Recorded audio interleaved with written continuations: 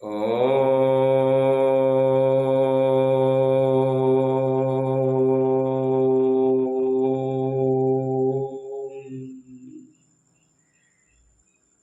प्रिय बंधु,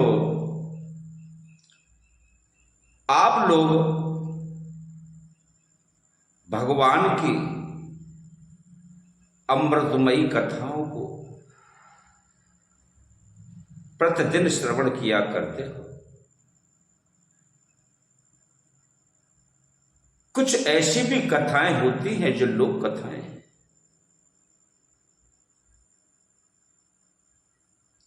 एक भक्त जो ग्राम साधारण बस्ती में रहा करता था,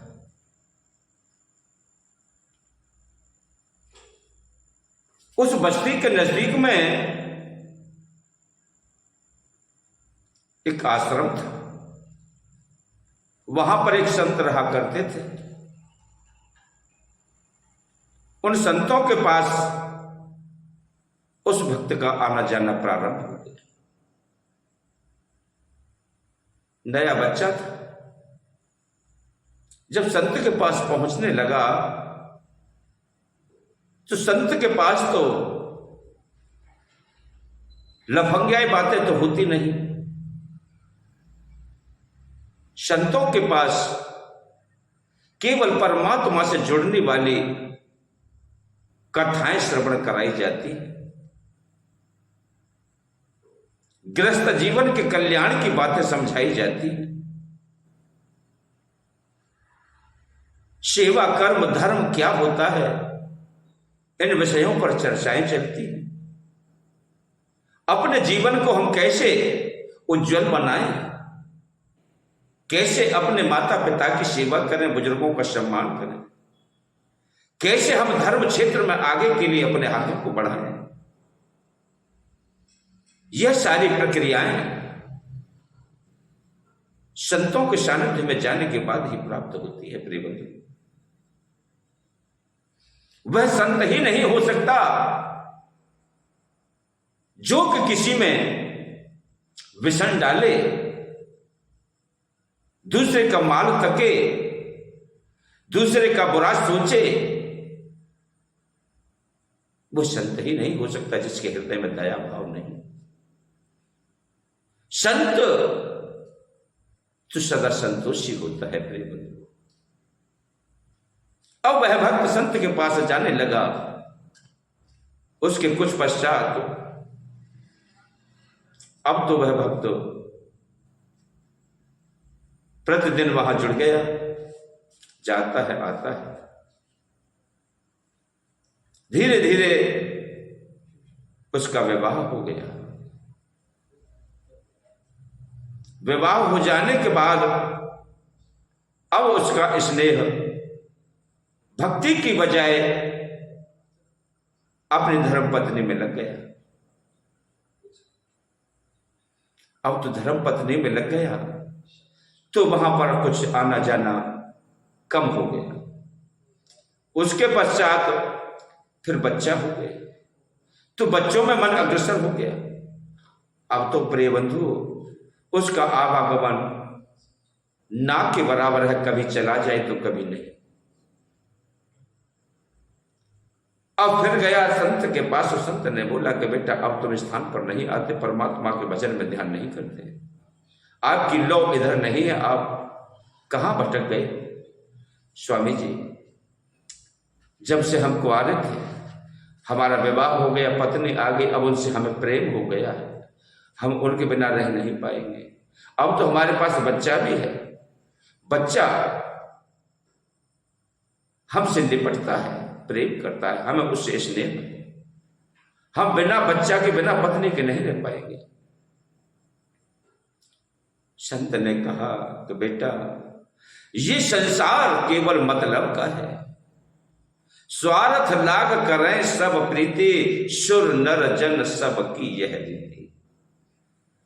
ये संसार स्वार्थ का है। आपके पास कोई स्वार्थ है तो आपसे प्रेम है, अगर आपके पास कोई स्वार्थ नहीं है तो वहां पर कोई प्रेम नहीं।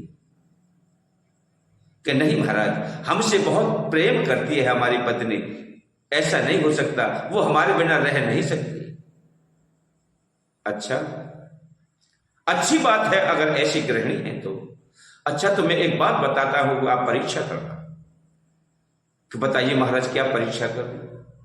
कि आप मेरे पास आओ कुछ समय के लिए, आपको मैं प्राणायाम सिखाता हूं। उन्होंने नियम से नित्य आना प्रारंभ कर दिया और श्वास को चढ़ाना सीख लिया। अब तो उन्होंने कहा कि जाओ अपनी पत्नी से कहना कि मेरे लिए लड्डू बनाओ, खीर बनाओ, प्रेम से पकवान बनाओ, हम सभी बैठ करके प्रेम से पाएंगे। उन्होंने पत्नी से बोल दिया और पत्नी ने उसे स्वीकार कर लिया।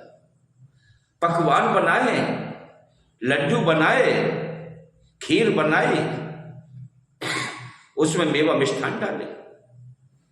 अब तो प्रिय बंधु, उन्होंने कहा कि भाई मेरे पेट में कुछ दर्द हो रहा है। बहाना किया, अब मेरे पर असहाय दर्द हो रहा है, मेरे पर सहन नहीं होता, मुझे तो बहुत पीड़ा हो रही है। कि चलो कोई बात नहीं, आप बिस्तर पर लेट लीजिए। वो जाकर के बिस्तर पर लेट गया और बिस्तर पर लेट जाने के बाद में पत्नी भोजन लेने के लिए गई। उसने अपने प्राणायाम के द्वारा श्वास को चढ़ा लिया। पत्नी ने हाथ पकड़ के देखा कि इनमें तो कुछ नहीं है, ये तो ठंडे पड़ गए, इनमें तो श्वास भी नहीं है। अब क्या करूं? विचार किया कि मैंने तो खीर बनाई है, लड्डू बनाए हैं, पकवान बनाए हैं, चलो लड्डू तो कई दिन तक रखे रहेंगे, लेकिन खीर खराब हो जाएगी और जो पकवान है उसे और ही लोग आकर के खा जाएंगे। इसलिए गेट को बंद किया और अपने बच्चे को लेकर के पहले तो खीर को निपटाया। जल्दी जल्दी फुर्ती से खीर को खा गई और लड्डुओं को एक डिब्बे में बंद करके और छुपा करके रख दिया। पकवानों में जो पकौड़ी थी, कचौड़ी थी, बनुले थे, जो कुछ था उसने फटाफट खींच लिया, बाकी छुपा करके रख दिया। और आकर के खा करके फिर आई पति के पास और दरवाजा खोल करके एक नाटक स्वरूप में विलाप करने लगे।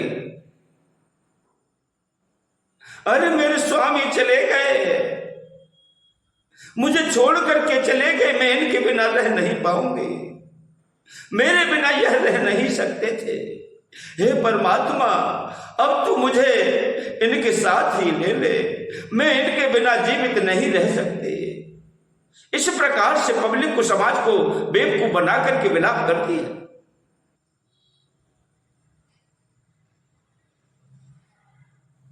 अब तो प्रिय बंधुओं, जो लड़का परीक्षा के लिए पढ़ा था उसने कहा, अरे भाई अब खीर पकौड़ी ही तो खाई, अरे जाकर के वो लड्डू रखे हैं उनको भी खा लो, तब जाकर के मेरे के लिए रोना।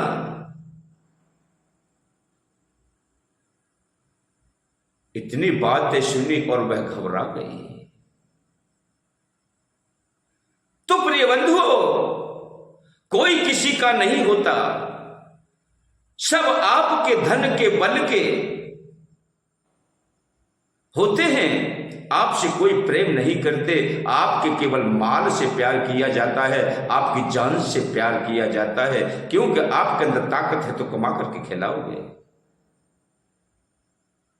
बोलिए कृष्ण बलदेव की।